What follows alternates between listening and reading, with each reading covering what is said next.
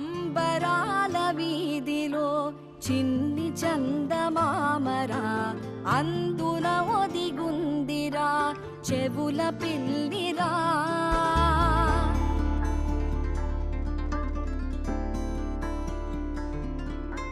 నీడ నీలి దీవిలో నీటి మీద మెరిసెరా ఆ వెన్నెల కాంతిలో కూర్మముందిరా.